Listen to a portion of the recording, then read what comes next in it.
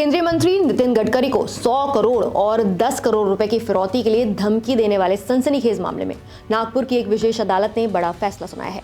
Court ने जयेश पुजारी और लश्कर-ए-तौयबा से जुड़े एक आतंकी अफसर पाशा को दोषी करार दिया है। कोर्ट ने यूएपीए यानी गैर कानूनी गतिविधियां रोकथाम अधिनियम और आईपीसी की विभिन्न धाराओं के तहत सजा सुनाई।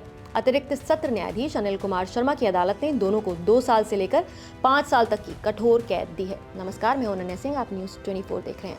क्या था यह पूरा मामला, चलिए आपको विस्तार से बताते हैं। दरअसल ये मामला तब सामने आया जब केंद्रीय मंत्री नितिन गडकरी के नागपुर स्थित कार्यालय में फोन कॉल कर आरोपी जयेश पुजारी ने पहले 100 करोड़ रुपए और फिर 10 करोड़ रुपए की फिरौती की मांग की। आरोप है कि उसने साफ तौर पर कहा कि अगर रकम नहीं दी गई तो नितिन गडकरी को बम विस्फोट के जरिए जान से मार दिया जाएगा। धमकी की गंभीरता को देखते हुए सुरक्षा एजेंसियां तुरंत सक्रिय हुईं। जांच में सामने आया कि ये कॉल कर्नाटक की बेलगावी जेल से किया गया था, जहां जयेश पुजारी पहले से हत्या के एक मामले में उम्र कैद की सजा काट रहा था। जेल में बंद रहते हुए उसने मोबाइल फोन का इस्तेमाल कर केंद्रीय मंत्री के दफ्तर से संपर्क किया और इस सनसनीखेज वारदात को अंजाम दिया। जांच एजेंसियों के लिए यही सबसे बड़ा सवाल था कि उम्र कैद की सजा काट रहा एक कैदी जेल के भीतर मोबाइल फोन तक कैसे पहुंचा। इसी ने जेल सुरक्षा व्यवस्था पर भी सवाल खड़े किए। पुलिस जांच के दौरान आरोपी जयेश पुजारी से एक सिम कार्ड भी बरामद किया गया। फोरेंसिक जांच और मोबाइल डेटा में तालिबान जिंदाबाद जैसे संदेश मिलने का दावा किया गया। जांच एजेंसियों ने अदालत को यह भी बताया कि आरोपियों के तार प्रतिबंधित संगठनों, जिनमें से तहरीक-ए-तालिबान पाकिस्तान यानी टीटीपी जैसे नाम भी शामिल हैं, उससे जुड़े होने के संकेत मिले हैं।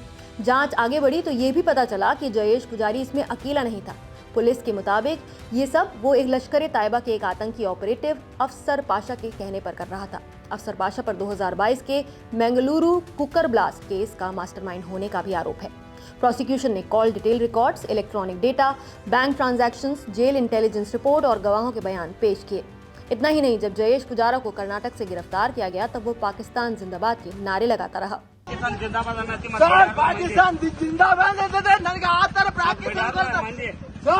अदालत ने माना कि इस तरह की धमकियां सिर्फ व्यक्ति विशेष के खिलाफ नहीं बल्कि सार्वजनिक व्यवस्था और सुरक्षा के खिलाफ भी गंभीर अपराध हैं। कोर्ट ने आईपीसी की धारा 387 और यूएपीए की धारा 13 उपधारा 1 और 18 के तहत दोनों को 5 साल की कठोर कैद और जुर्माने की सजा सुनाई। अन्य धाराओं में 2 साल की अतिरिक्त सजा भी दी गई।